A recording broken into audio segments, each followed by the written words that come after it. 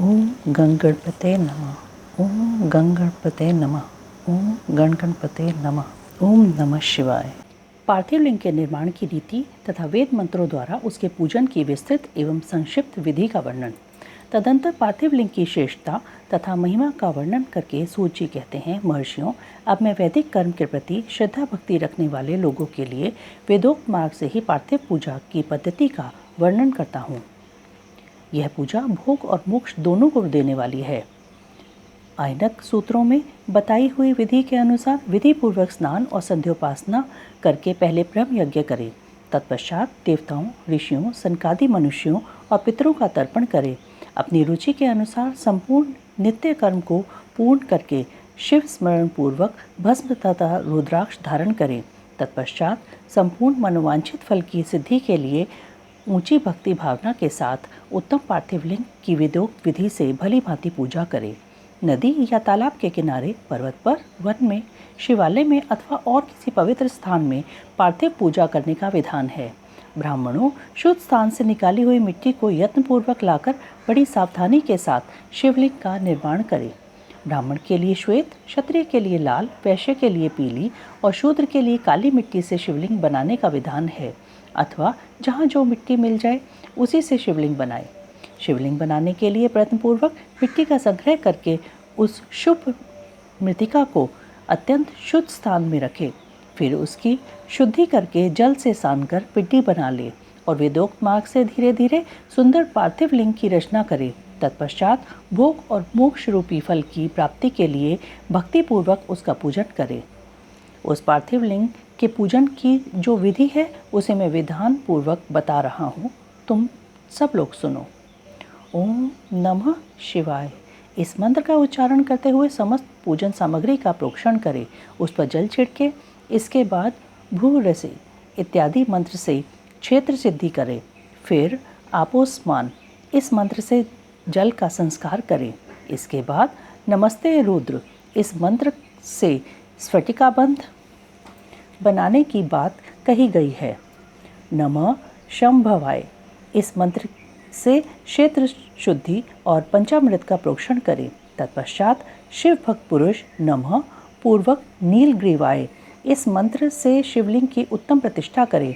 इसके बाद वैदिक रीति से पूजन कर्म करने वाला उपासक भक्ति पूर्वक एतते रुद्रावसम इस मंत्र से रमणीय आसन दे। माँ नो महानतम इस मंत्र से आवाहन करें। या ते रुद्र इस मंत्र से भगवान शिव को आसन पर समासीन करें। यामिशुम इस मंत्र से शिव के अंगों में न्यास करें। अध्यवोचर इस मंत्र से प्रेम पूर्वक अधिवासन करें। असो यस्ताम्रो इस मंत्र से शिवलिंग में इष्ट देवता शिव का न्यास करें। असो योवर्षपति इस मंत्र से उपसर्पण करें। इसके बाद नमोस्तु नीलग्रीवाय इस मंत्र से इष्ट देव को पाद्य समर्पित करें। रुद्र गायत्री से अर्घ दे। त्र्यंबकम मंत्र से आचमन कराए। पय पृथिव्याम इस मंत्र से दुग्ध स्नान कराए। दधि क्रावणो इस मंत्र से दधि स्नान कराए। घृतम घृत पाव इस मंत्र से घृत स्नान कराए। मधुवाता मधु नक्तम मधु माननो इन 3 ऋचाओं से मधु स्नान और शर्करा स्नान कराए। इन दुग्ध आदि 5 वस्तुओं को पंचामृत कहते हैं। अथवा पाद्य समर्पण के लिए कहे गए नमोस्तु नीलग्रीवाय इत्यादि मंत्र द्वारा पंचामृत से स्नान कराए। तदंतर माँ नस्तों के इस मंत्र से प्रेम पूर्वक भगवान शिव को कटिबंध अर्पित करें। नमो घृष्णवे इस मंत्र का उच्चारण करके आराध्य देवता को उत्तरीय धारण कराए। या ते हेति इत्यादि 4 ऋचाओं को पढ़कर वेदज्ञ भक्त प्रेम से विधि पूर्वक भगवान शिव के लिए वस्त्र समर्पित करें। इसके बाद नमः शवभ्य इत्यादि मंत्र को पढ़कर शुद्ध बुद्धि वाला भक्त पुरुष भगवान को प्रेम पूर्वक गंध चढ़ाए। नमस्तक्षभ्यो इस मंत्र से अक्षत अर्पित करें। नमः पार्याय इस मंत्र से फूल चढ़ाए। नमः पर्णाय, नमः पर्णाय, इस मंत्र से बेलपत्र समर्पण करें। नमः कपर्दिने च इत्यादि मंत्र से विधि पूर्वक धूप दे। नमः आश्वे, इस ऋचा से शास्त्रोक्त विधि के अनुसार दीप निवेदन करें। तत्पश्चात नमो ज्येष्ठाय, इस मंत्र से उत्तम नैवेद्य अर्पित करें। फिर पूर्वोक्त त्र्यंबक मंत्र से आचमन कराए। इमा रुद्राय, इस ऋचा से फल समर्पण करें। फिर नमो व्रजाय, इस मंत्र से भगवान शिव को अपना सब कुछ समर्पित कर दे। तदंतर माँ नो महांतम तथा माँ नस्तोके, इन पूर्वोक्त 2 मंत्रों द्वारा केवल अक्षतों से 11 रुद्रों का पूजन करें। फिर हिरण्यगर्भ इत्यादि मंत्र से जो 3 ऋचाओं के रूप में पठित है दक्षिणा चढ़ाए। देवस्य त्वा, इस मंत्र से विद्वान पुरुष आराध्य देव का अभिषेक करे। दीप के लिए बताए हुए नमः आश्वे इत्यादि मंत्र से भगवान शिव की नीराजना करे। तत्पश्चात इमा रुद्राय इत्यादि 3 ऋचाओं से भक्तिपूर्वक रुद्रदेव को पुष्पांजलि अर्पित करे। मानो महांतम, इस मंत्र से विज्ञ उपासक पूजनीय देवता की परिक्रमा करे। फिर उत्तम बुद्धि वाला उपासक माँ नस्तोके, इस मंत्र से भगवान को साष्टांग प्रणाम करे। एष्ते, इस मंत्र से शिव मुद्रा का प्रदर्शन करे। यतो यतः, इस मंत्र से अभय नामक मुद्रा का, त्र्यंबकम मंत्र से ज्ञान नामक मुद्रा का तथा नमः सेना इत्यादि मंत्र से महामुद्रा का प्रदर्शन करे। नमो गोभ्य, इस ऋचा द्वारा धेनु मुद्रा दिखाए। इस तरह 5 मुद्राओं का प्रदर्शन करके शिव संबंधी मंत्रों का जप करे अथवा वेदज्ञ पुरुष शतरुद्रीय मंत्र की आवृत्ति करे। तत्पश्चात वेदज्ञ पुरुष पंचांग पाठ करे। तदंतर देवागातु इत्यादि मंत्र से भगवान शंकर का विसर्जन करे। इस प्रकार शिव पूजा की वैदिक विधि का विस्तार से प्रतिपादन किया गया। महर्षियों, अब संक्षेप से भी पार्थिव पूजन की वैदिक विधि का वर्णन सुनो। सद्योजातम, इस ऋचा से पार्थिव लिंग बनाने के लिए मिट्टी ले आए। वामदेवाय इत्यादि मंत्र पढ़कर उसमें जल डाले। अघोर मंत्र से लिंग निर्माण करे। फिर तत्पुरुषाय, इस मंत्र से विधिवत उसमें भगवान शिव का आवाहन करें। तदंतर ईशान मंत्र से भगवान शिव को वेदी पर स्थापित करें। इनके सिवाय अन्य सब विधानों को भी शुद्ध बुद्धि वाला उपासक संक्षेप से ही संपन्न करे।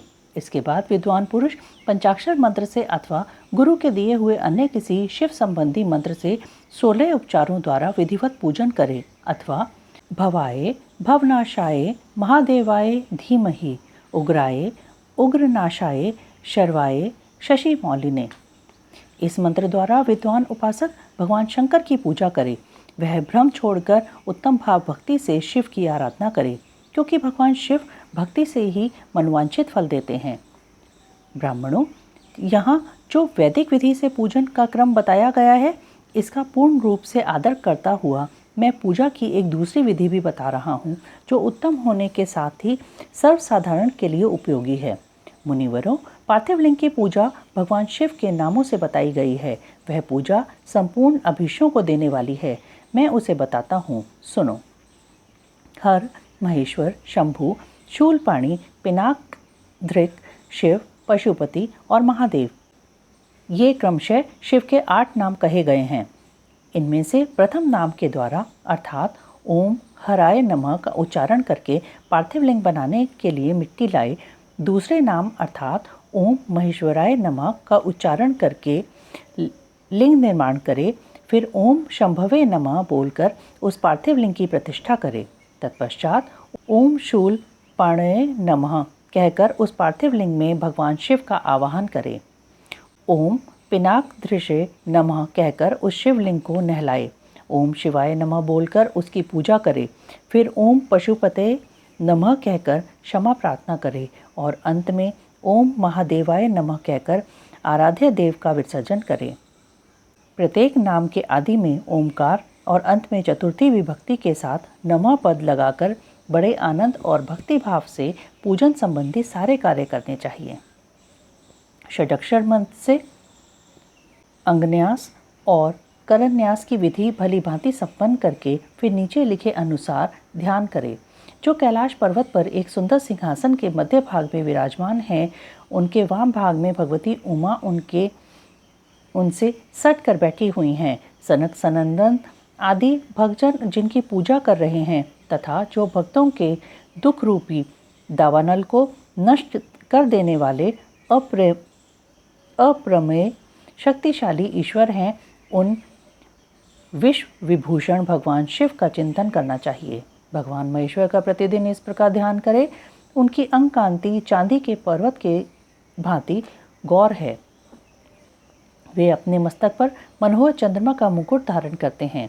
रत्नों के आभूषण धारण करने से उनका श्री अंग और भी उद्भासित हो उठा है। उनके 4 हाथों में क्रमशः परशु, मृग मुद्रा, वर एवं अभय मुद्रा सुशोभित हैं। वे सदा प्रसन्न रहते हैं, कमल के आसन पर बैठे हैं और देवता लोग चारों ओर खड़े होकर उनकी स्तुति कर रहे हैं। उन्होंने वस्त्र की जगह व्याघ्रचर्म धारण कर रखा है। वे इस विश्व के आदि हैं, बीज रूप हैं तथा सबका समस्त भय हर लेने वाले हैं। उनके 5 मुख हैं और प्रत्येक मंडल में 3-3 नेत्र हैं। इस प्रकार ध्यान तथा उत्तम पार्थिव लिंग का पूजन करके गुरु के दिए हुए पंचाक्षर मंत्र का विधि पूर्वक जप करे। वे प्रवरों विद्वान पुरुष को चाहिए कि वह देवेश्वर शिव को प्रणाम करके नाना प्रकार की स्तुतियों द्वारा उनका स्तवन करे तथा शतरुद्रीय का पाठ करे। अंजलि में अक्षत और फूल लेकर उत्तम भक्ति भाव से निम्नांकित मंत्रों को पढ़ते हुए प्रेम और प्रसन्नता के साथ भगवान शंकर से इस प्रकार प्रार्थना करें। सबको सुख देने वाले कृपा निधान भूतनाथ शिव, मैं आपका हूँ। आपके गुणों में ही मेरे प्राण बसते हैं, अथवा आपके गुण ही मेरे प्राण, मेरे जीवन सर्वस्व हैं। मेरा चित्त सदा आपके ही चिंतन में लगा हुआ है। यह जानकर मुझ पर प्रसन्न होइए, कृपा कीजिए। शंकर, मैंने अनजान में अथवा जानबूझकर यदि कभी आपका जप और पूजन आदि किया हो तो आपकी कृपा से वह सफल हो जाए। गौरीनाथ, मैं आधुनिक युग का महान पापी हूँ, पतित हूँ और आप सदा से ही परम महान पतित पावन हैं। इस बात का विचार करके आप जैसा चाहें वैसा करें। महादेव, सदाशिव, वेदों, पुराणों, नाना प्रकार के शास्त्रीय सिद्धांतों और विभिन्न महर्षियों ने भी अब तक आपको पूर्ण रूप से नहीं जाना है। फिर मैं कैसे जान सकता हूँ? महेश्वर, मैं जैसा हूँ वैसा ही उसी रूप में संपूर्ण भाव से आपका हूँ। आपके आश्रित हूँ, इसलिए आपके रक्षा पाने के योग्य हूँ। परमेश्वर, आप मुझ पर प्रसन्न होइए।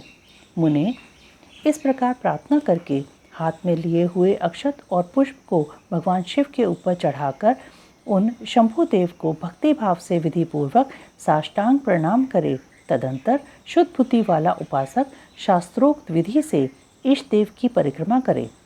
फिर श्रद्धा पूर्वक स्तुतियों द्वारा देवेश्वर शिव की स्तुति करे। इसके बाद गला बजाकर पवित्र एवं विनीत चित्त वाला साधक भगवान को प्रणाम करे। फिर आदर पूर्वक विज्ञप्ति करे और उसके बाद विसर्जन। मुनिवरों, इस प्रकार विधि पूर्वक पार्थिव पूजा बताई गई। वह भोग और मोक्ष देने वाली तथा भगवान शिव के प्रति भक्ति भाव को बढ़ाने वाली है। पार्थिव पूजा की महिमा, शिव नैवेद्य भक्षण के विषय में निर्णय तथा बिल्व का महात्म्य। तदंतर ऋषियों के पूछने पर किस कामना की पूर्ति के लिए कितने पार्थिव लिंगों की पूजा करनी चाहिए, इस विषय का वर्णन करके सूत जी बोले, महर्षियों, पार्थिव लिंगों की पूजा कोटि कोटि यज्ञों का फल देने वाली है। कलयुग में लोगों के लिए शिवलिंग पूजन जैसा श्रेष्ठ दिखाई देता है, वैसा दूसरा कोई साधन नहीं है। यह समस्त शास्त्रों का निश्चित सिद्धांत है। शिवलिंग भोग और मोक्ष देने वाला है। लिंग 3 प्रकार के कहे गए हैं, उत्तम, मध्यम और अधम। जो 4 अंगुल ऊंचा और देखने में सुंदर हो तथा वेदी से युक्त हो, उस शिवलिंग को शास्त्रज्ञ महर्षियों ने उत्तम कहा है। उससे आधा मध्यम और उससे आधा अधम माना गया है। इस तरह 3 प्रकार के शिवलिंग कहे गए हैं जो उत्तरोत्तर श्रेष्ठ हैं। ब्राह्मण, क्षत्रिय, वैश्य, शूद्र अथवा विलोम संकर कोई भी क्यों न हो, वह अपने अधिकार के अनुसार वैदिक अथवा तांत्रिक मंत्र से सदा आदरपूर्वक शिवलिंग की पूजा करे। ब्राह्मणों, महर्षियों, अधिक कहने से क्या लाभ? शिवलिंग का पूजन करने में स्त्रियों का तथा अन्य सब लोगों का भी अधिकार है।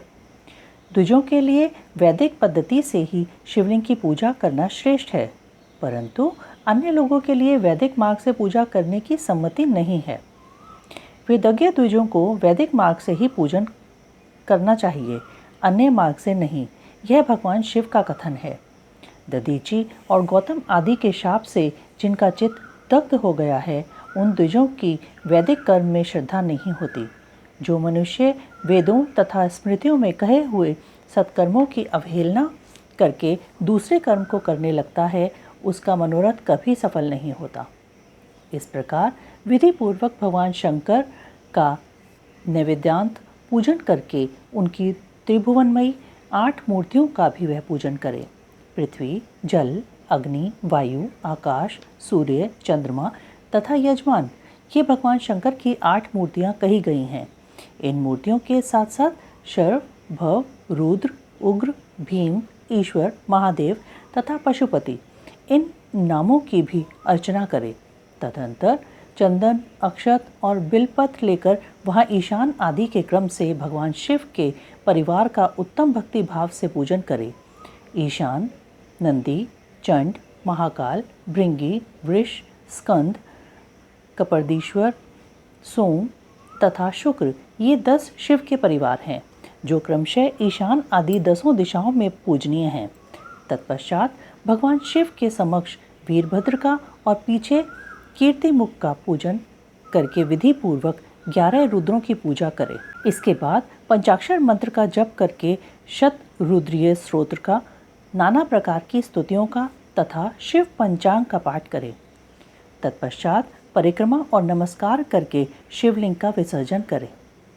इस प्रकार मैंने शिव पूजन की संपूर्ण विधि का आदर पूर्वक वर्णन किया।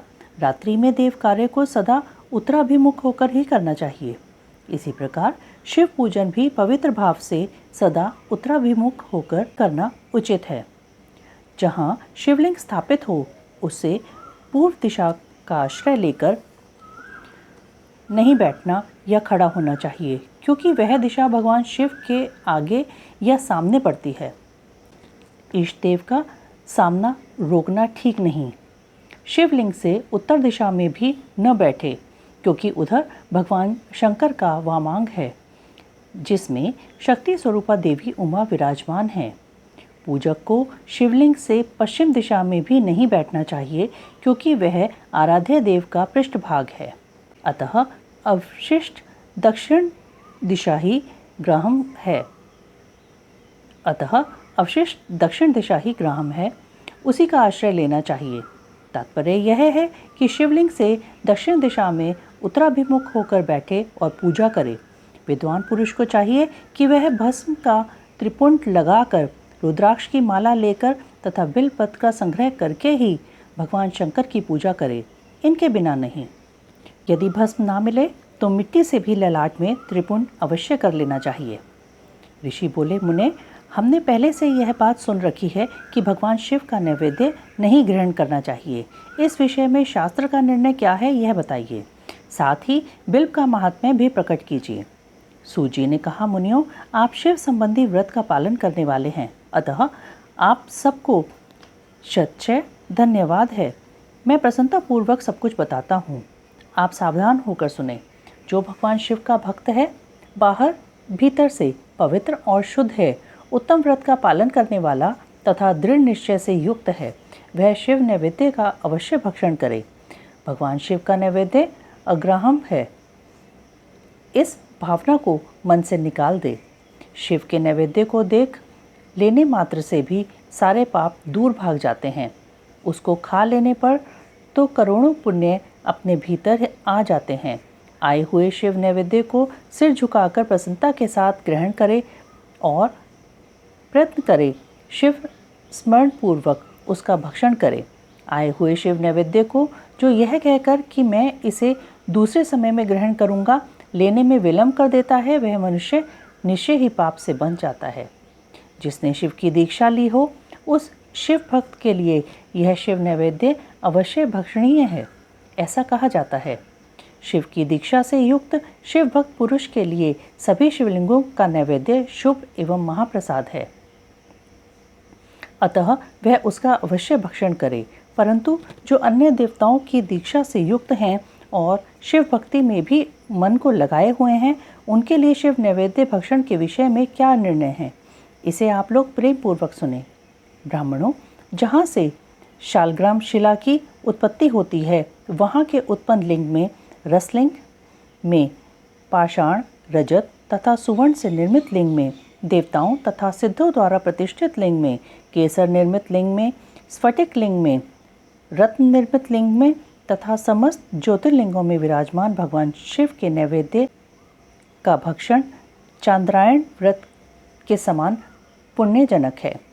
ब्रह्म हत्या करने वाला पुरुष भी यदि पवित्र होकर शिव निर्माल्य का भक्षण करके उसे धारण करे तो उसका सारा पाप शीघ्र ही नष्ट हो जाता है। पर जहाँ चंड का अधिकार है, वहाँ जो शिव निर्माल्य हो उसे साधारण मनुष्य को नहीं खाना चाहिए। जहाँ चंड का अधिकार नहीं है, वहाँ के शिव निर्माल्य का सभी को भक्तिपूर्वक भोजन करना चाहिए। बाणलिंग, लोह निर्मित लिंग, सिद्ध लिंग, उपासना से किसी ने सिद्ध प्राप्त की है अथवा जो सिद्धों द्वारा स्थापित है, वे लिंग। स्वयंभू लिंग, इन सब लिंगों में तथा शिव की प्रतिमाओं में चंड का अधिकार नहीं है। जो मनुष्य शिवलिंग को विधि पूर्वक स्नान कराकर उस स्नान के जल का 3 बार आचमन करता है, उसके कायिक, वाचिक और मानसिक तीनों प्रकार के पाप यहाँ शीघ्र नष्ट हो जाते हैं। जो शिव नैवेद्य पत्र, पुष्प, फल और जल अग्राह्य है, वह सब भी शालग्राम शिला के स्पर्श से पवित्र ग्रहण के योग्य हो जाता है। मुनीश्वरों, शिवलिंग के ऊपर चढ़ा हुआ जो द्रव्य है वह अग्राह्य है। जो वस्तु लिंग स्पर्श से रहित है, अर्थात जिस वस्तु को अलग रखकर शिव को निवेदित किया जाता है, लिंग के ऊपर चढ़ाया नहीं जाता, उसे अत्यंत पवित्र जानना चाहिए। मुनिवरों, इस प्रकार नैवेद्य के विषय में शास्त्र का निर्णय बताया गया। अब तुम लोग सावधान होकर आदरपूर्वक बिल्व का महात्म्य सुनो। यह बिल्व वृक्ष महादेव का ही रूप है। देवताओं ने भी इसकी स्तुति की है। फिर जिस किसी तरह से इसकी महिमा कैसे जानी जा सकती है। लोकों में जितने पुण्य तीर्थ प्रसिद्ध हैं, वे संपूर्ण तीर्थ बिल्व के मूल भाग में निवास करते हैं। जो पुण्यात्मा मनुष्य बिल्व के मूल में लिंग स्वरूप अविनाशी महादेव जी का पूजन करता है, वह निश्चय ही शिव पद को प्राप्त होता है। जो बिल्व की जड़ के पास जल से अपने मस्तक को सींचता है, वह संपूर्ण तीर्थों में स्नान का फल पा लेता है और वही इस भूतल पर पावन माना जाता है। इस बिल्व की जड़ के परम उत्तम थाले को जल से भरा हुआ देखकर महादेव जी पूर्णतः संतुष्ट होते हैं। जो मनुष्य गंध, पुष्प आदि से बिल्व के मूल भाग का पूजन करता है, वह शिवलोक को पाता है और इस लोक में भी उसकी सुख संतति बढ़ती है। जो बिल्व की जड़ के समीप आदरपूर्वक दीपावली जलाकर रखता है, वह तत्व ज्ञान से संपन्न हो भगवान महेश्वर में मिल जाता है। जो बिल्व की शाखा थामकर हाथ से उसके नए नए पल्लव उतारता है और उनसे उस बिल्व की पूजा करता है, वह सब पापों से मुक्त हो जाता है। जो बिल्व की जड़ के समीप भगवान शिव में अनुराग रखने वाले एक भक्त को भी भक्तिपूर्वक भोजन कराता है, उसे कोटि गुना पुण्य प्राप्त होता है।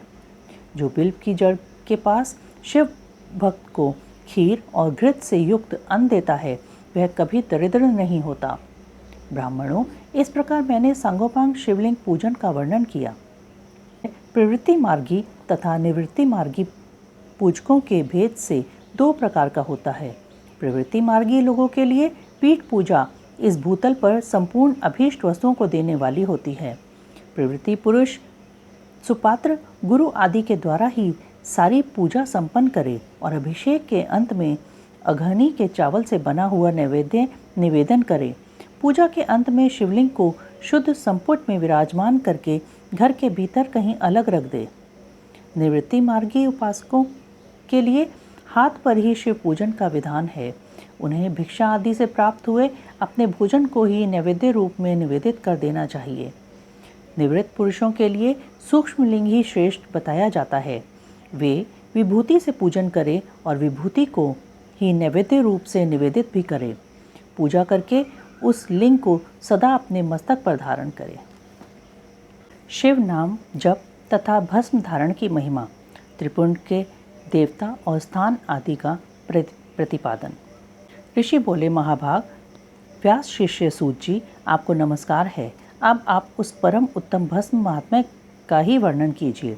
भस्म महात्म्य, रुद्राक्ष महात्म्य तथा उत्तम नाम महात्म्य, इन तीनों का परम प्रसन्नता पूर्वक प्रतिपादन कीजिए और हमारे हृदय को आनंद दीजिए। सूत जी ने कहा, महर्षियों, आपने बहुत उत्तम बात पूछी है। यह समस्त लोगों के लिए हितकारक विषय है। जो लोग भगवान शिव की उपासना करते हैं वे धन्य हैं, कृतार्थ हैं, उनका देह धारण सफल है तथा उनके समस्त कुल का उद्धार हो गया। जिनके मुख में भगवान शिव का नाम है, जो अपने मुख से सदाशिव और शिव इत्यादि नामों का उच्चारण करते रहते हैं, पाप उनका उसी तरह स्पर्श नहीं करते जैसे खदिर वृक्ष के अंगार को छूने का साहस कोई भी प्राणी नहीं कर सकते। हे श्री शिव, आपको नमस्कार है। ऐसी बात जब मुंह से निकलती है तब वह मुख समस्त पापों का विनाश करने वाला पावन तीर्थ बन जाता है। जो मनुष्य प्रसन्नतापूर्वक उस मुख का दर्शन करता है, उसे निश्चय ही तीर्थ सेवन जनित फल प्राप्त होता है। ब्राह्मणों, शिव का नाम, विभूति तथा रुद्राक्ष, ये तीनों त्रिवेणी के समान परम पुण्यमय माने गए हैं। जहाँ के तीनों शुभतर वस्तुएं सर्वदा रहती हैं, उसके दर्शन मात्र से मनुष्य त्रिवेणी स्थान का फल पा लेता है। भगवान शिव का नाम गंगा है, विभूति यमुना मानी गई है तथा रुद्राक्ष को सरस्वती कहा गया है। इन तीनों की संयुक्त त्रिवेणी समस्त पापों का नाश करने वाली है। श्रेष्ठ ब्राह्मणों, इन तीनों की महिमा को सद्विलक्षण भगवान महेश्वर के बिना दूसरा कौन भली भांति जानता है। इस ब्रह्मांड में जो कुछ है वह सब तो केवल महेश्वर ही जानते हैं। विप्रगण, मैं अपनी श्रद्धा भक्ति के अनुसार संक्षेप से भगवान नामों की महिमा का कुछ वर्णन करता हूँ। तुम सब लोग प्रेम पूर्वक सुनो। यह नाम महात्मा समस्त पापों को हर लेने वाला सर्वोत्तम साधन है। शिव इस नाम रूपी दावानल से महान पातक रूपी पर्वत अनायास ही भस्म हो जाता है। यह सत्य है, सत्य है, इसमें संशय नहीं है। शौनक, पाप मूलक जो नाना प्रकार के दुख एवं वे एकमात्र शिव नाम से ही नष्ट होने वाले हैं। दूसरे साधनों से संपूर्ण यत्न करने पर भी पूर्णतया नष्ट नहीं होते हैं। जो मनुष्य इस भूतल पर सदा भगवान शिव के नामों के जप में ही लगा हुआ है, वह वेदों का ज्ञाता है, वह पुण्य आत्मा है, वह धन्यवाद का पात्र है तथा वह विद्वान माना गया है।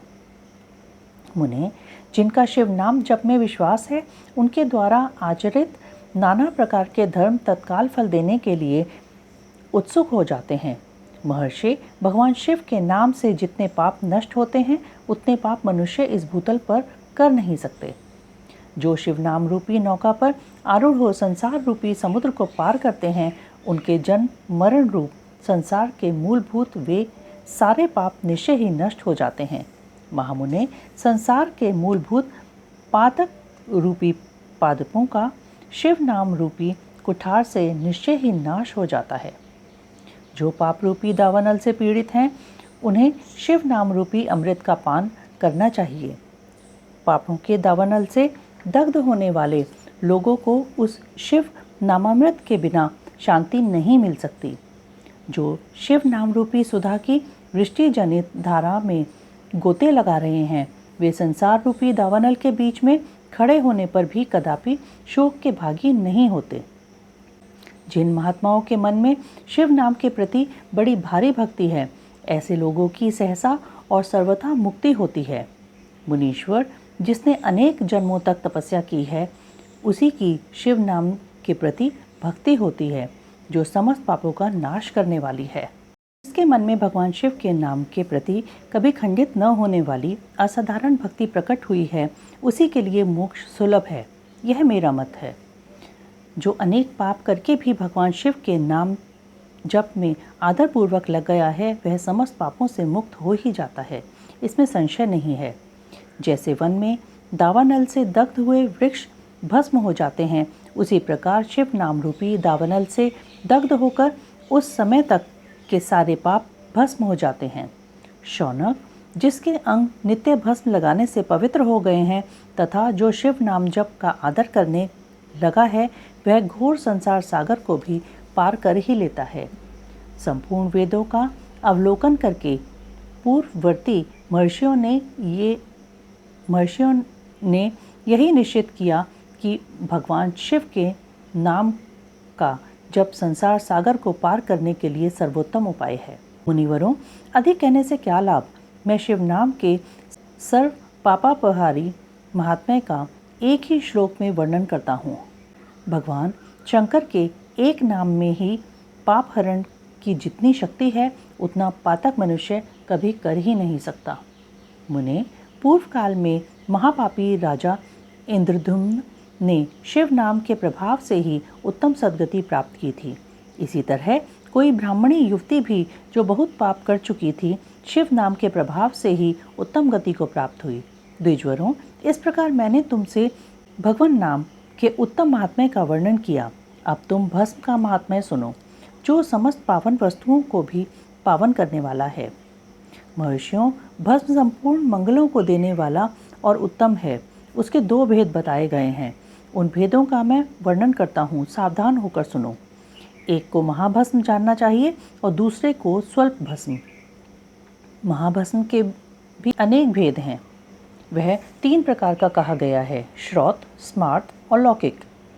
स्वल्प भस्म के भी बहुत से भेदों का वर्णन किया गया है। श्रौत और स्मार्त भस्म को केवल द्विजों के ही उपयोग में आने के योग्य कहा गया है। तीसरा जो लौकिक भस्म है, वह अन्य सब लोगों के भी उपयोग में आ सकता है।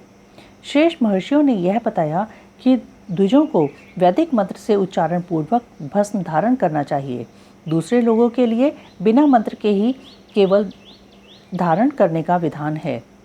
जले हुए गोबर से प्रकट होने वाले भस्म आगन्य कहलाता है। महामुने, वह भी त्रिपुंड का द्रव्य है, ऐसा कहा गया है। अग्निहोत्र से उत्पन्न हुए भस्म का भी मनीषी पुरुषों को संग्रह करना चाहिए। अन्य यज्ञ से प्रकट हुआ भस्म भी त्रिपुंड धारण के काम में आ सकता है। जाबालोपनिषद में आए हुए अग्नि इत्यादि 7 मंत्रों द्वारा जल मिश्रित भस्म से धूलन करना चाहिए। महर्षि जाबाली ने सभी वर्णों और आश्रमों के लिए मंत्र से या बिना मंत्र के भी आदरपूर्वक भस्म से त्रिपुंड लगाने की आवश्यकता बताई है। अंगों में सजल भस्म को मलना अथवा विभिन्न अंगों में तिरछा त्रिपुंड लगाना, इन कार्यों को मोक्षार्थी पुरुष प्रमाद से भी न छोड़े, ऐसा श्रुति का आदेश है। भगवान शिव और विष्णु ने भी तिर्यक त्रिपुंड धारण किया है। अन्य देवियों सहित भगवती उमा और लक्ष्मी देवी ने भी वाणी द्वारा इसकी प्रशंसा की है। ब्राह्मणों, क्षत्रियों, वैश्यों, शूद्रों, वर्ण संकरों तथा जाति भ्रष्ट पुरुषों ने भी उद्धूलन एवं त्रिपुंड के रूप में भस्म धारण किया है। इसके पश्चात भस्म धारण तथा त्रिपुंड की महिमा एवं विधि बताकर सूत जी ने फिर कहा, महर्षियों, इस प्रकार मैंने संक्षेप से त्रिपुंड का महात्म्य बताया है। यह समस्त प्राणियों के लिए गोपनीय रहस्य है, अतः तुम्हें भी इसे गुप्त रखना चाहिए। मुनिवरों, ललाट आदि सभी निर्दिष्ट स्थानों में जो भस्म 3 तिरछी रेखाएं बनाई जाती है, उन्हीं को विद्वानों ने त्रिपुंड कहा है। भौहों के मध्य भाग से लेकर जहाँ तक भौहों का अंत है, उतना बड़ा त्रिपुंड ललाट में धारण करना चाहिए। मध्यमा और अनामिका उंगली से 2 रेखाएं करके बीच में अंगुष्ठ द्वारा प्रतिलोभ भाव से की गई रेखा त्रिपुंड कहलाती है। अथवा बीच के 3 उंगलियों से भस्म लेकर यत्नपूर्वक भक्तिभाव से ललाट में त्रिपुंड धारण करे। त्रिपुंड अत्यंत उत्तम तथा भोग और मोक्ष को देने वाला है। त्रिपुंड की तीनों रेखाओं से प्रत्येक के 9 देवता हैं जो सभी अंगों में स्थित हैं। मैं उनका परिचय देता हूँ, सावधान होकर सुनो। मुनिवरों, प्रणव का प्रथम अक्षर आकार, गार्हपत्य अग्नि, पृथ्वी धर्म, रजोगुण ऋग्वेद, क्रियाशक्ति प्रातः सवन तथा महादेव, ये त्रिपुंड की प्रथम रेखा के 9 देवता हैं। यह बात शिव दीक्षापरायण पुरुषों को अच्छी तरह समझ लेनी चाहिए। प्रणव का दूसरा अक्षर उकार, दक्षिणाग्नि आकाश, सतगुण यजुर्वेद, मध्यम दिन सेवन, इच्छा शक्ति अंतरात्मा तथा महेश्वर, ये दूसरी रेखा के 9 देवता हैं। प्रणव का तीसरा अक्षर मकार, अग्नि परमात्मा, तमोगुण धूलोक, ज्ञान शक्ति सामवेद, तृतीय सवन तथा शिव, ये तीसरी रेखा के 9 देवता हैं। इस प्रकार स्थान देवताओं को उत्तम भक्तिभाव से नित्य नमस्कार करके स्नान आदि से शुद्ध हुआ पुरुष यदि त्रिपुंड धारण करे तो भोग और मोक्ष को भी प्राप्त कर लेता है। मुनीश्वर, ये संपूर्ण अंगों में स्थान देवता बताए गए हैं। अब उनके संबंधी स्थान बताता हूँ, भक्तिपूर्वक सुनो। 32, 16, 8 अथवा 5 स्थानों में त्रिपुंड का न्यास करें। मस्तक, ललाट, दोनों कान, दोनों नेत्र, दोनों नासिका, मुख, कंठ, दोनों हाथों, दोनों कोहनी, दोनों कलाई, हृदय, दोनों पार्श्व भाग, नाभि, दोनों अंडकोश, दोनों उरु, दोनों गुल्फ, दोनों घुटने, दोनों पिंडली और दोनों पैर, ये 32 उत्तम स्थान हैं। इनमें क्रमशः अग्नि, जल, पृथ्वी, वायु, 10 दिक् प्रदेश, 10 दिक्पाल तथा 8 वसुओं का निवास है। धर, ध्रुव, सोम, आप, अनिल, अनल, प्रत्यूष और प्रभास, ये 8 वसु कहे गए हैं। इन सबका नाम मात्र लेकर इनके स्थानों में विद्वान पुरुष त्रिपुंड धारण करें अथवा एकाग्रचित हो 16 स्थान में ही त्रिपुंड धारण करें। मस्तक, ललाट, कंठ, दोनों कंधों, दोनों भुजाओं, दोनों कोहनियों तथा दोनों कलाइयों में, हृदय में, नाभि में, दोनों पसलियों में तथा पृष्ठभाग में त्रिपुंड लगाकर वहाँ दोनों अश्विनी कुमारों का, शिव, शक्ति, रुद्र, ईश तथा नारद का और वामा आदि 9 शक्तियों का पूजन करें। ये सब मिलकर 16 देवता हैं। अश्विनी कुमार 2 कहे गए हैं, नासत्य और दस्त्र अथवा मस्तक, केश, दोनों कान, मुख, दोनों भुजा, हृदय, नाभि, दोनों उरु, दोनों जानू, दोनों पैर और पृष्ठभाग, इन 16 स्थानों में 16 त्रिपुंड का न्यास करें। मस्तक में शिव, केश में चंद्रमा, दोनों कानों में रुद्र और ब्रह्मा, मुख में विघ्नराज गणेश, दोनों भुजाओं में विष्णु और लक्ष्मी, हृदय में शंभु, नाभि में प्रजापति, दोनों उरुओं में नाग और नाग कन्याएं, दोनों घुटनों में ऋषि कन्याएं, दोनों पैरों में समुद्र तथा विशाल पृष्ठभाग में संपूर्ण तीर्थ देवता रूप से विराजमान हैं। इस प्रकार 16 स्थानों का परिचय दिया गया। अब 8 स्थान बताए जाते हैं। गुहम स्थान, ललाट, परम उत्तम, कर्णयोगल, दोनों कंधे, हृदय और नाभि, ये 8 स्थान हैं। इनमें ब्रह्मा तथा सप्तऋषि, ये 8 देवता बताए गए हैं।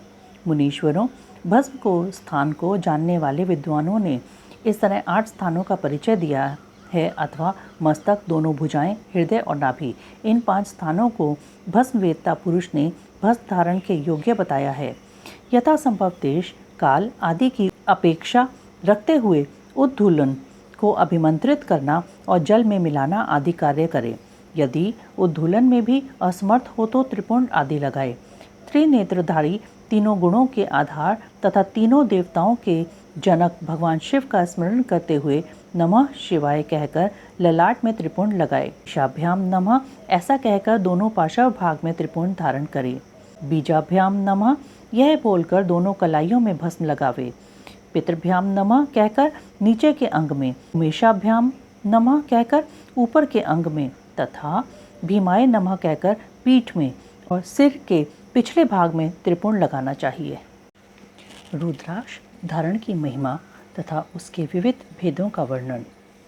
सूत जी कहते हैं, महाप्राज्ञ महामते, शिव रूप शौनक, अब मैं संक्षेप से रुद्राक्ष का महात्म्य बता रहा हूँ।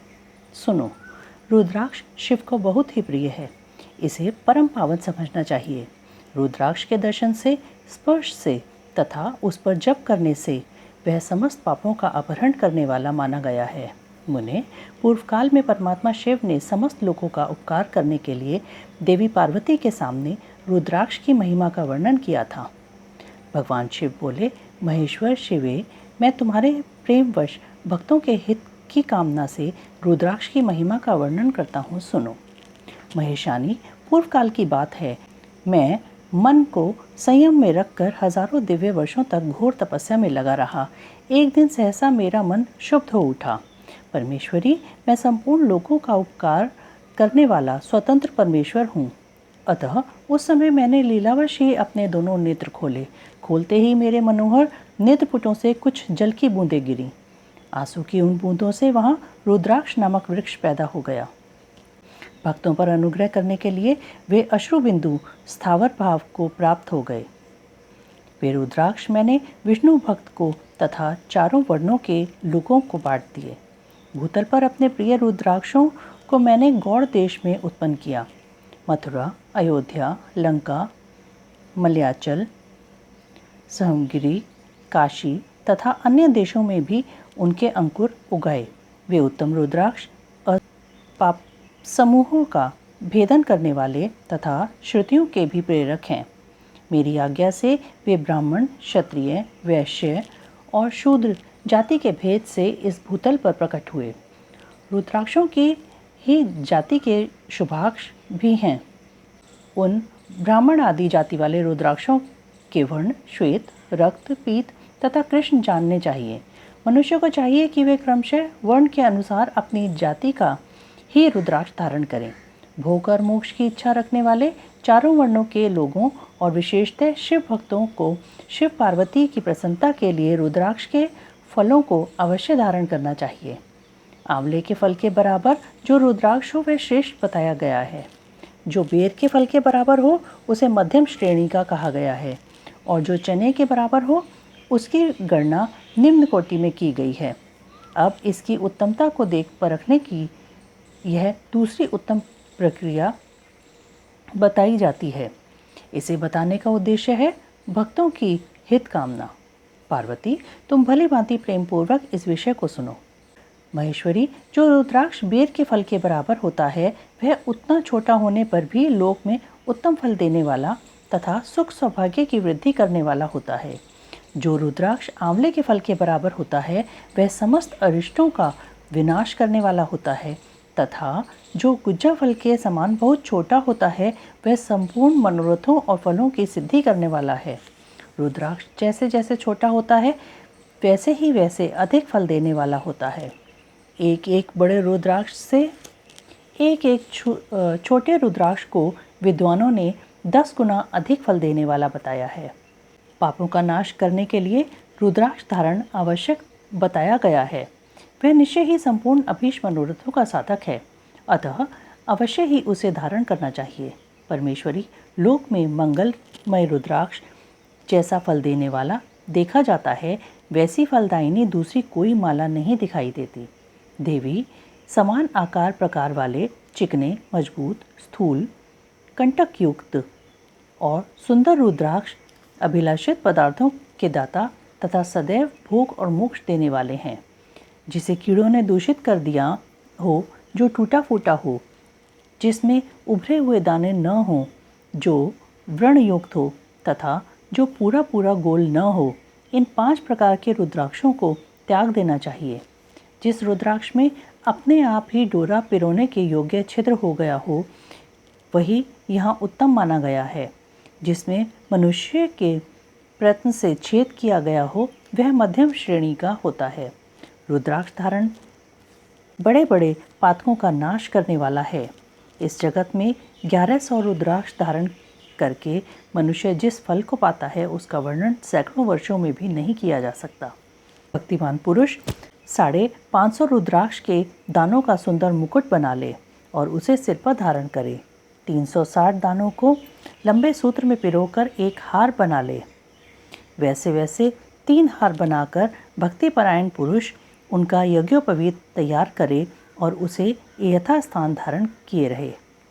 इसके इसके बाद किस अंग में कितने रुद्राक्ष धारण करने चाहिए यह बताकर सूत जी बोले, महर्षियों, सिर पर ईशान मंत्र से, कान में तत्पुरुष मंत्र से तथा गले और हृदय में अघोर मंत्र से रुद्राक्ष धारण करना चाहिए। विद्वान पुरुष दोनों हाथों में अघोर बीज मंत्र से रुद्राक्ष धारण करे। उदर पर वामदेव मंत्र से 15 रुद्राक्षों द्वारा गुंथी हुई माला धारण करे अथवा अंगों सहित प्रणव का 5 बार जप करके रुद्राक्ष की 3, 5 या 7 मालाएं धारण करें अथवा मूल मंत्र नमः शिवाय से ही समस्त रुद्राक्षों को धारण करे। रुद्राक्षधारी पुरुष अपने खान पान में मदिरा, मांस, लहसुन, प्याज, सहजन, लिसोड़ा आदि को त्याग दे। गिरिराज नंदिनी उमे श्वेत रुद्राक्ष केवल ब्राह्मणों को ही धारण करना चाहिए। गहरे लाल रंग का रुद्राक्ष क्षत्रियों के लिए हितकर बताया गया है। वैश्यों के लिए प्रतिदिन बारंबार पीले रुद्राक्ष को धारण करना आवश्यक है और शूद्रों को काले रंग का रुद्राक्ष धारण करना चाहिए। यह वेदोक्त मार्ग है। ब्रह्मचारी, वानप्रस्थ, गृहस्थ और सन्यासी सबको नियम पूर्वक रुद्राक्ष धारण करना उचित है। इसे धारण करने का सौभाग्य बड़े पुण्य से प्राप्त होता है। उन्हें पहले आंवले के बराबर और फिर उससे भी छोटे रुद्राक्ष धारण करें। जो रोगी हों, जिनमें दाने न हों, जिन्हें कीड़ों ने खा लिया हो, जिनमें पिरोने योग्य छेद न हो, ऐसे रुद्राक्ष मंगलाकांक्षी पुरुष को नहीं धारण करने चाहिए। रुद्राक्ष मेरा मंगलमय लिंग विग्रह है। वह अंतोत्गत्वा चने के बराबर लघुतर होता है। सूक्ष्म रुद्राक्ष को ही सदा प्रशस्त माना गया है। सभी आश्रमों, समस्त वर्णों, स्त्रियों और शूद्रों को भी भगवान शिव की आज्ञा के अनुसार सदैव रुद्राक्ष धारण करना चाहिए। यतियों के लिए प्रणव के उच्चारण पूर्वक रुद्राक्ष धारण का विधान है। जिसके ललाट में त्रिपुंड लगा हो और सभी अंग रुद्राक्ष से विभूषित हों तथा जो मृत्युंजय मंत्र का जप कर रहा हो, उसका दर्शन करने से साक्षात रुद्र के दर्शन का फल प्राप्त होता है। पार्वती, रुद्राक्ष अनेक प्रकार के बताए गए हैं। मैं उनके भेदों का वर्णन करता हूँ। वे भेद भोग और मोक्ष रूप फल देने वाले हैं। तुम उत्तम भक्तिभाव से उनका परिचय सुनो। एक मुख वाला रुद्राक्ष साक्षात शिव का स्वरूप है। वह भोग और मोक्ष रूपी फल प्रदान करता है। जहाँ रुद्राक्ष की पूजा होती है, वहाँ से लक्ष्मी दूर नहीं जाती। उस स्थान के सारे उपद्रव नष्ट हो जाते हैं तथा वहाँ रहने वाले लोगों की संपूर्ण कामनाएं पूर्ण होती हैं। 2 मुख वाला रुद्राक्ष देव देवेश्वर कहा गया है। वह संपूर्ण कामनाओं और फलों को देने वाला है। 3 मुख वाला रुद्राक्ष सदा साक्षात साधन का फल देने वाला है। उसके प्रभाव से सारी विद्याएं प्रतिष्ठित होती हैं। 4 मुख वाला रुद्राक्ष साक्षात ब्रह्म का रूप है। वह दर्शन और स्पर्श से शीघ्र ही धर्म, अर्थ, काम और मोक्ष इन चारों पुरुषार्थों को देने वाला है। 5 मुख वाला रुद्राक्ष साक्षात कालाग्नि रुद्र रूप है। वह सब कुछ करने में समर्थ है। सबको मुक्ति देने वाला तथा संपूर्ण मनोवांछित फल प्रदान करने वाला है। पंचमुख रुद्राक्ष समस्त पापों को दूर कर देता है। 6 मुखों वाला रुद्राक्ष कार्तिकेय का स्वरूप है। यदि दाहिनी बाह में उसे धारण किया जाए तो धारण करने वाला मनुष्य ब्रह्म हत्या आदि पापों से मुक्त हो जाता है। इसमें संशय नहीं है। महेश्वरी 7 मुख वाला रुद्राक्ष अनंग स्वरूप है। 7 मुख वाला रुद्राक्ष अनंग स्वरूप और अनंग नाम से ही प्रसिद्ध है। देवेशी उसको धारण करने से दरिद्र भी ऐश्वर्यशाली हो जाता है। 8 मुख वाला रुद्राक्ष अष्टमूर्ति भैरव का रूप है। उसको धारण करने से मनुष्य पूर्ण आयु होता है और मृत्यु के पश्चात शूलधारी शंकर हो जाता है। 9 मुख वाले रुद्राक्ष को भैरव तथा कपिल मुनि का प्रतीक माना गया है अथवा 9 रूप धारण करने वाली महेश्वरी दुर्गा उसकी अधिष्ठात्री देवी मानी गई हैं। जो मनुष्य भक्तिपरायण हो अपने बाएं हाथ में नवमुख रुद्राक्ष को धारण करता है, वह निश्चय ही मेरे समान सर्वेश्वर हो जाता है। इसमें संशय नहीं है। महेश्वरी 10 मुख वाला रुद्राक्ष साक्षात भगवान विष्णु का रूप है। देवेशी उसको धारण करने से मनुष्य की संपूर्ण कामनाएं पूर्ण हो जाती हैं। परमेश्वरी 11 मुख वाला जो रुद्राक्ष है वह रुद्र रूप है। उसको धारण करने से मनुष्य सर्वत्र विजयी होता है।